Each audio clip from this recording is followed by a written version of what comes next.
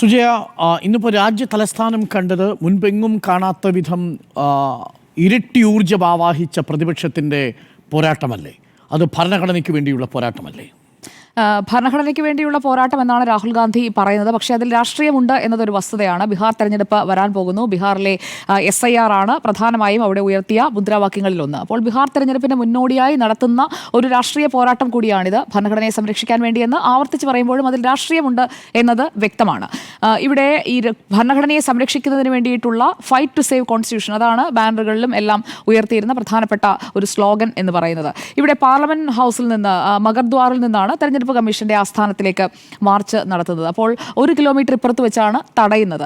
ഈ മാർച്ചിന് അനുമതി തേടിയിരുന്നില്ല എന്ന കാര്യം കൂടി പുറത്തേക്ക് വരികയാണ്. ഡൽഹി പോലീസ് എന്തുകൊണ്ടാണ് ഈ മാർച്ച് തടഞ്ഞത്, ഇവരെ കസ്റ്റഡിയിലെടുത്തത്, അതിനുശേഷം വിട്ടയച്ചത്, ഇതാണല്ലോ. അപ്പോൾ കസ്റ്റഡിയിലെടുത്തു, പിടിച്ചു വെച്ചു എന്നൊക്കെ പറയുമ്പോൾ മാർച്ച് നടത്തുമ്പോൾ സാധാരണ അതിപ്പോൾ നമ്മൾ ഏത് ഇൻസ്റ്റിറ്റ്യൂഷനിലേക്കായാലും അല്ലെങ്കിൽ ഏത് സ്ഥലത്തേക്കായാലും ആ സ്ഥലത്തെ പോലീസിനെ അറിയിക്കുക എന്ന് പറയുന്നത് പ്രാഥമികമായ ഒരു കാര്യമാണ്. അപ്പോൾ പോലീസിനെ അറിയിച്ചിരുന്നില്ല, ഞങ്ങൾ തെരഞ്ഞെടുപ്പ് കമ്മീഷനെ അറിയിച്ചിരുന്നല്ലോ എന്നതാണ് മറുപടിയായി ജയറാം രമേശ് ഇന്ന് പറഞ്ഞത്. അതൊരു പ്രാഥമികമായ കാര്യമാണ്. അത് വിട്ടുപോയി കോൺഗ്രസ് എന്നുള്ളത് ഇന്ന് അവരുടെ പ്രതികരണങ്ങളിലൂടെ തന്നെ, ജയറാം രമേശിന്റെ പ്രതികരണത്തിലൂടെ തന്നെ മനസ്സിലായ കാര്യമാണ്. അപ്പോൾ രാഷ്ട്രീയ പോരാട്ടത്തിന് ഇറങ്ങി, എന്നാൽ അത് പോരാട്ടത്തിന് നല്ലൊരു വിസിബിലിറ്റി കൊണ്ടുവരാൻ സാധിച്ചു എന്നതിനപ്പുറം അടുത്തത് എന്താണ് എന്നൊരു ചോദ്യം അവിടെ ബാക്കി നിൽക്കുകയാണ്. ഇന്നിപ്പോൾ തെരഞ്ഞെടുപ്പ് കമ്മീഷൻ ആസ്ഥാനത്തേക്ക് മാർച്ച് നടത്തുന്നു. മല്ലികാർജ്ജുൻ ഖർഗെയുടെ വസതിയിൽ അത്താഴ വിരുന്ന് നടക്കുന്നു, അതിൽ ചർച്ച നടക്കുന്നു. അതിനുശേഷമുള്ള തുടർച്ചയാണ് നമ്മൾ കാണേണ്ടത്. കാരണം ഭരണഘടനയെ സംരക്ഷിക്കുന്നതിന് വേണ്ടിയിട്ടുള്ള ഇപ്പോൾ ഭരിക്കുന്ന സർക്കാരിനെതിരായ ഒരു വികാരം ഉണ്ടാക്കിക്കൊണ്ടുവരുന്നതിന് വേണ്ടിയുള്ള ഒരു പോരാട്ടമാണ് എന്നുണ്ടെങ്കിൽ അതിൽ കൃത്യമായിട്ടുള്ള ഒരു തുടർച്ചയുണ്ടാകണം. ഇവിടെ പാർലമെന്ററി കാര്യമന്ത്രി കിരൺ റിജിജു ഇന്ന് പറഞ്ഞ അദ്ദേഹത്തിന്റെ സൗണ്ട് ബൈറ്റിലുള്ള കാര്യം, പ്രധാന ബില്ലുകളിൽ ചർച്ച നടക്കാൻ പോകുന്ന വേളയിലാണ് പാർലമെന്റ് തടസ്സപ്പെടുത്തിക്കൊണ്ടേയിരിക്കുന്നത്. അതിൽ പ്രധാനപ്പെട്ട ബില്ലുകളുണ്ട്, പാർലമെന്റിൽ ഈ ചർച്ച സമ്മതിക്കുന്നില്ല. അതോടൊപ്പം തന്നെ ഡെമോക്രാറ്റിക് ഇൻസ്റ്റിറ്റ്യൂഷനോട് എന്താണ് നിങ്ങൾക്കുള്ള ഒരു ഫെയ്ത്ത്, നിങ്ങൾക്കൊരു ലാക്ക് ഓഫ് ഫെയ്ത്ത് ആണ് ഇതിൽ പൂർണ്ണമായും കാണാൻ സാധിക്കുന്നത് എന്നത് മറുഭാഗത്ത് കിരൺ റിജിജുവും പറയുന്നുണ്ട്. അപ്പോൾ ഇതൊരു രാഷ്ട്രീയ പോരാട്ടമായി മാറിക്കഴിഞ്ഞിരിക്കുന്നു. അതായത് ഇവർ ഉയർത്തുന്ന ആരോപണങ്ങൾക്ക് മറുഭാഗത്ത് മറുപടി പറഞ്ഞുകൊണ്ട് കിരൺ റിജിജു ഇന്ന് രംഗത്ത് വരുന്നതോടെ ഇവിടെ നിരുത്തരവാദപരമായി പ്രതിപക്ഷം പെരുമാറുന്നുണ്ടോ എന്ന് ചോദിച്ചാൽ പ്രതിപക്ഷത്തിന്റെ കടമയാണ് സമരങ്ങൾ നയിക്കുക എന്നത്. ആ കടമ നിർവഹിക്കുന്നു എന്നതാണ് എനിക്ക് ഇന്നത്തെ സമരത്തിൽ നിന്ന് മനസ്സിലായത്. അപ്പോൾ പ്രതിപക്ഷത്തിന്റെ കടമ അവർ നിർവഹിക്കുന്നുണ്ട്, എന്നാൽ അതിന് തുടർച്ച കൊണ്ടുവരാൻ ഇന്ത്യ മുന്നണിക്ക് നേരത്തെ ഉണ്ടായ പാളിച്ച അതാണ്. പലപ്പോഴും അവർക്ക് തുടർച്ച ഉണ്ടാക്കാതെ ഇടയ്ക്ക് വെച്ച് നിർത്തിപ്പോകേണ്ടി വന്നിട്ടുണ്ട്. അതുപോലെ ഇതിൽ സംഭവിക്കുമോ എന്നതൊരു പ്രധാനപ്പെട്ട വിഷയമാണ്. ഇവിടെ ഇപ്പോൾ 16-ാം തീയതി രാഹുൽ ഗാന്ധിയും തേജസ്വി യാദവും ചേർന്ന് ബീഹാർ യാത്ര തുടങ്ങുകയാണ്. 100 നിയമസഭാ സീറ്റുകൾ, അതാണ് ലക്ഷ്യം. അപ്പോൾ അത് ഇതിന്റെ ഒരു തുടർച്ചയായിട്ടാണ് അവർ പറയുന്നത്. ഇപ്പോൾ ഇന്ന് 11-ാം തീയതി 5 ദിവസങ്ങൾക്കപ്പുറം നടക്കാൻ പോകുന്നത് ബീഹാറിലെ തെരഞ്ഞെടുപ്പിന് വേണ്ടിയുള്ള യാത്രയാണ്. അപ്പോൾ അതിനെ കണക്ട് ചെയ്ത് കാണാനാണ് ഞാൻ ആഗ്രഹിക്കുന്നത്. അപ്പോൾ ഇതൊരു ഭരണഘടനാ പോരാട്ടം എന്ന് പറയുന്നതിനൊപ്പം തന്നെ അതിൽ ബീഹാർ തെരഞ്ഞെടുപ്പ് ഒരു പ്രധാനപ്പെട്ട ലക്ഷ്യമാണ്. പാറ്റ്നയിലെ മഹാറാലിയിലേക്ക് കൾമിനേറ്റ് ചെയ്യുന്ന രീതിയിൽ സെപ്റ്റംബർ 1-ാം തീയതിയാണ് പാറ്റ്നയിലെ മഹാറാലി വരുന്നത്. അപ്പോൾ അത് ഒരു രാഷ്ട്രീയ പോരാട്ടത്തിനുള്ള അരങ്ങൊരുക്കലായി ഇന്നത്തെ ഈ പ്രകടനം അടക്കം വരാൻ പോവുകയാണ്. ഇതിനിടയിൽ നമ്മൾ കാണേണ്ട ചില കാര്യങ്ങൾ, കർണാടകയിലാണല്ലോ മഹാദേവപുര. കർണാടക സർക്കാർ നടത്തുന്ന നീക്കങ്ങളാണ്. കർണാടക സർക്കാർ രാഹുൽ ഗാന്ധി പുറത്തുവിട്ട രേഖകൾ അതടക്കം പരിശോധിക്കുന്നതിന് സിദ്ധരാമയ്യ ഇന്നലെയാണ് നിയമവകുപ്പിന് നിർദ്ദേശം നൽകുന്നത്. അതിനുശേഷം ഇനി 16-ാം തീയതി എന്ന് പറയുന്നത് ഈ രാഹുൽ ഗാന്ധി തേജസ്വി യാദവ് റാലിക്കൊപ്പം തന്നെ കർണാടകയിലും പ്രധാനപ്പെട്ട ഒരു തീരുമാനം വരാൻ പോകുന്ന ദിവസമാണ്. കർണാടക സർക്കാരിന് ഈ വിഷയത്തിൽ മഹാദേവപുരയാണല്ലോ ഈ ടെസ്റ്റ് ആയിട്ട് എടുത്തിരിക്കുന്ന മണ്ഡലം. അപ്പോൾ കർണാടക സർക്കാരിന് ചെയ്യാൻ കഴിയുന്ന കാര്യം ഒരു ജുഡീഷ്യൽ അന്വേഷണം പ്രഖ്യാപിക്കുക എന്നതാണ്. ജുഡീഷ്യൽ അന്വേഷണം പ്രഖ്യാപിക്കാൻ കഴിയുന്നതേ ഉള്ളൂ കർണാടക സർക്കാരിന്. 16-ാം തീയതിയാണ് മന്ത്രിസഭാ യോഗം ചേരുന്നത് കർണാടകയിൽ.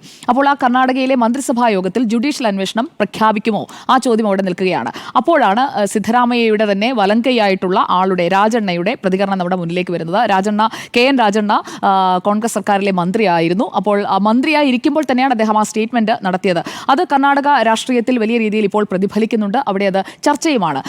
മന്ത്രിയോട് രാജി തിടുക്കത്തിൽ ഹൈക്കമാൻഡ് ആവശ്യപ്പെട്ട് വാങ്ങിയെങ്കിലും രാജണ്ണ പറഞ്ഞ കാര്യം എന്ന് നോക്കൂ, കോൺഗ്രസ് സർക്കാരിന്റെ കാലത്ത് തയ്യാറാക്കിയ വോട്ടർ പട്ടിക, കരട് പട്ടിക പരിശോധിക്കാൻ നമ്മൾ പോയില്ലല്ലോ, അതാണ് പറയുന്നത്. അപ്പോൾ പരിശോധന നടന്നില്ല എന്നത് സർക്കാരിന്റെ ഭാഗമായ ഒരു കോൺഗ്രസ് നേതാവ് തന്നെ പറയുകയാണ്. കരട് പട്ടിക അവിടെ പരിശോധിക്കപ്പെട്ടിട്ടില്ല. കരട് പട്ടിക പരിശോധിക്കുമ്പോൾ ഈ കാര്യങ്ങളൊക്കെ കണ്ടെത്താൻ കഴിയില്ല. ഇപ്പോൾ നേരത്തെ നിങ്ങൾ തൃശ്ശൂരിലെ കാര്യം പറഞ്ഞപ്പോൾ ആ 9 വോട്ടുകൾ കോൺഗ്രസിന്റെ തന്നെ ആളാണ് വന്നിട്ട് പറയുന്നത് അത് വോട്ട് ചെയ്യാനായിട്ട് ഞങ്ങൾ അനുവദിച്ചില്ല, കാരണം ഈ പട്ടികയിൽ ഞങ്ങൾ ഇത് മാർക്ക് ചെയ്ത് വെച്ചിരുന്നു.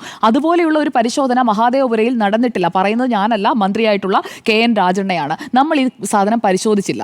എന്ന് പറയുന്നു. അത് സത്യമായിരിക്കാനുള്ള സാധ്യത വളരെ കൂടുതലാണ്. കാരണം അല്ലെങ്കിൽ ഇത്രയധികം ഡ്യൂപ്ലിക്കേഷൻസ് ഒക്കെ വരുന്നത് രാഹുൽ ഗാന്ധി എടുത്ത് ഈ നോക്കുന്നതിന് ഒപ്പം തന്നെ ഈ ബൂത്ത് തലത്തിലുള്ള ആളുകൾക്ക് പരിശോധിക്കാൻ സാധിക്കുന്നതേ ഉള്ളൂ. അപ്പോൾ അങ്ങനെ ഒരു പരിശോധന അവിടെ നടന്നിട്ടില്ല എന്നതാണ് മന്ത്രി പറഞ്ഞത്. അത് വിശ്വാസത്തിലെടുക്കേണ്ട കാര്യമാണ്. കാരണം മന്ത്രിയെ പുറത്താക്കുന്നതിനപ്പുറം ഇനി അങ്ങോട്ട് ഇങ്ങനെയുള്ള പാളിച്ചകൾ ഉണ്ടാകാതിരിക്കാനാണ് കോൺഗ്രസ് നോക്കേണ്ടത് എന്നതാണ് ഈ വിഷയത്തിലെ എൻ്റെ അഭിപ്രായം. അതായത് അദ്ദേഹത്തിന്റെ വാക്കുകളാണ് ഞാൻ കോട്ട് ചെയ്യുന്നത്. കാര്യമായ പരിശോധനയും നടത്തിയില്ല, പരാതിയും ഉണ്ടായില്ല. അന്ന് ഈ കരട് വോട്ടർ പട്ടിക തയ്യാറാക്കുമ്പോഴും പിന്നീട് അതിന്റെ വോട്ടർ പട്ടികയുടെ ഫൈനൽ ആകുമ്പോഴും ആ ഫൈനലിലും പരിശോധനയോ അല്ലെങ്കിൽ പരാതികളോ ഒന്നും തന്നെ വന്നിട്ടില്ല എന്നാണ് അദ്ദേഹം പറയുന്നത്. കാരണം 2023 നിയമസഭാ തെരഞ്ഞെടുപ്പിൽ വലിയ ഭൂരിപക്ഷത്തോടു കൂടി തൂത്തുവാരുകയായിരുന്നു കർണാടക കോൺഗ്രസ്. അപ്പോൾ അങ്ങനെയുള്ള ഒരു തെരഞ്ഞെടുപ്പ് നടക്കുന്ന വേളയിലും ഞങ്ങൾ കാര്യമായിട്ടൊന്നും പരിശോധിച്ചില്ല. അല്ലെങ്കിൽ 2023 കോൺഗ്രസ് നേടിയത് കൊണ്ടായിരിക്കുമല്ലോ കോൺഗ്രസിന്റെ ഇന്റേണൽ പോൾ അനുസരിച്ച് 16 സീറ്റും കിട്ടും എന്നുള്ള ഒരു തീരുമാനത്തിലേക്ക് അല്ലെങ്കിൽ അങ്ങനെ ഒരു കണക്കുകൂട്ടലിലേക്ക് അവരെത്തിയത്. അപ്പോൾ ഒരു ഈസി വാക്ക് ഓവർ പ്രതീക്ഷിച്ചു, കാര്യമായിട്ടൊന്നും പരിശോധിച്ചില്ല. ബൂത്ത് തലത്തിലൊക്കെ അവിടെ പരിശോധിക്കാൻ അല്ലെങ്കിൽ ബൂത്ത് ഏജന്റുമാരൊക്കെ ഉണ്ടായിരുന്നോ എന്നതിന്റെ സംശയമാണ്. അല്ല എന്നുണ്ടെങ്കിൽ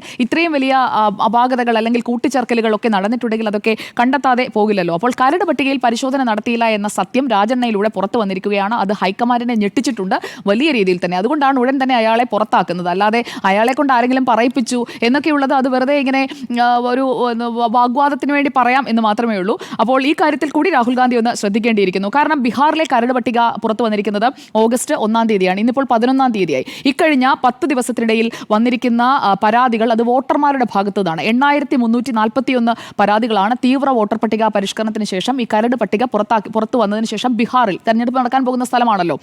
മറ്റേത് കഴിഞ്ഞ തെരഞ്ഞെടുപ്പിനെ കുറിച്ചാണ്. ഇനി നടക്കാൻ പോകുന്ന തെരഞ്ഞെടുപ്പിൽ കരട് പട്ടിക പുറത്തിറക്കി 10 ദിവസത്തിനകം വന്നിരിക്കുന്നത് 8341 പരാതികൾ മാത്രമാണ്. അതിൽ രാഷ്ട്രീയ പാർട്ടികളിൽ നിന്ന് ഒരു പരാതി പോലും വന്നിട്ടില്ല. അപ്പോൾ ബീഹാറിൽ എത്ര ബൂത്ത് ഏജന്റുമാരുണ്ട് എന്നതിന്റെ വെറുതെ ആ കണക്ക് ഞാനിന്ന് മറ്റ് ദേശീയ മാധ്യമങ്ങളിലൊക്കെ വന്നതും തെരഞ്ഞെടുപ്പ് കമ്മീഷൻ പുറത്തുവിട്ടതും കൂടി വെച്ച് എടുത്തൊന്ന് നോക്കിക്കഴിഞ്ഞപ്പോൾ 1,60,813 ബൂത്ത് ഏജന്റുമാരാണ് ബീഹാറിലുള്ളത്. ഒരു ഏജന്റിന് പോലും പരാതിയില്ല.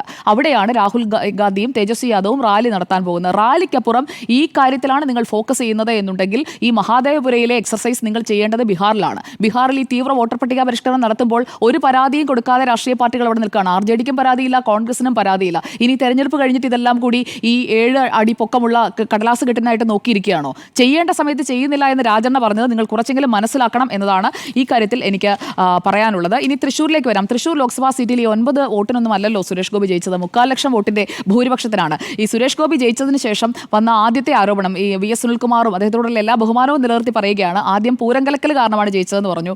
ഇപ്പോൾ പറയുന്നു വോട്ട് ചേർത്തത് കൊണ്ടാണ് ജയിച്ചതെന്ന്.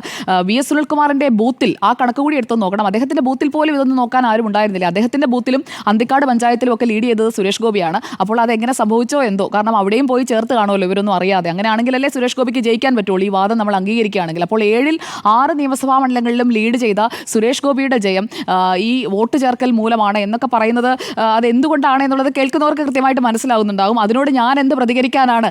ഈ പറയുന്നവന്മാർക്കൊക്കെ പൊട്ടന്മാരാണോ എന്നത് കൊണ്ടായിരിക്കാം അദ്ദേഹം പ്രതികരിക്കാതിരിക്കുന്നതെന്നാണ് ഞാൻ കരുതുന്നത്.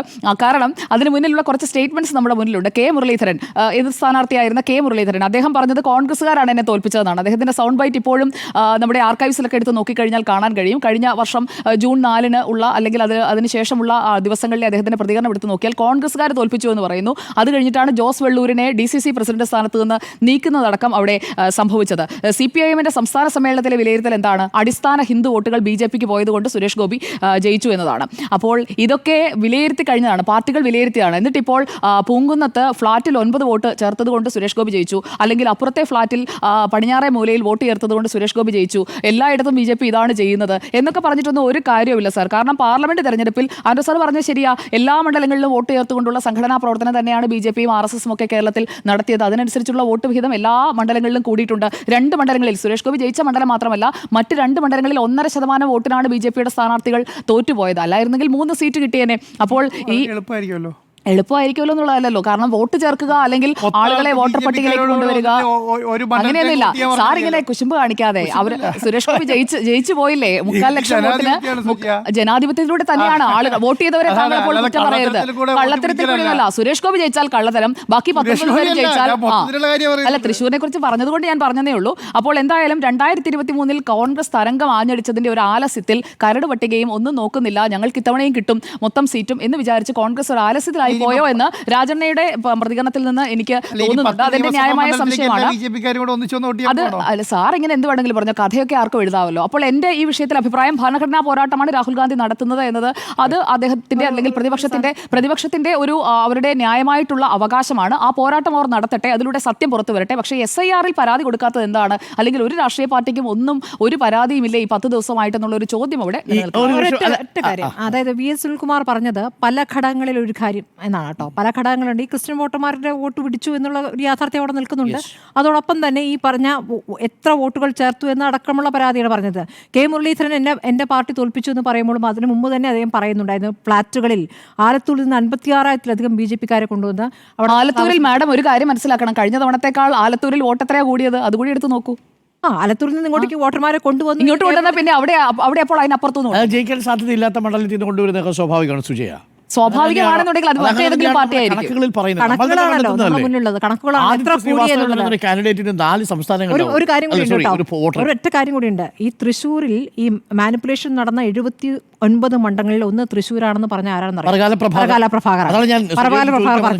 ഈ കാര്യങ്ങളൊന്നും നിർമ്മലാ സീതാരാമന്റെ ഭർത്താവ് പറകാല പ്രഭാകരന് ബോധ്യപ്പെട്ടില്ലേ? പറകാല പ്രഭാകർ പറഞ്ഞതെന്നറിയോ?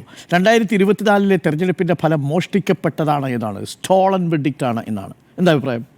രാജണ്ണ പറഞ്ഞതിന് മറുപടിയില്ലേ? അല്ല, ഇത് ഭർത്താവ് തന്നെ പറയണം. രാജണ്ണയ്ക്ക് മറുപടി അദ്ദേഹം അവിടുന്ന് മാറിയല്ലോ, നിർമ്മലാ സീതാരാമന്റെ ഭർത്താവ് തന്നെ പറയുന്നു 2024 വെർഡിക്റ്റ് സ്റ്റോളൻ വെർഡിക്റ്റ് ആണ്. അതിന് പറയാനുള്ള കാരണങ്ങൾ കൂടി നമ്മൾ ചർച്ച ചെയ്തു പോകണം.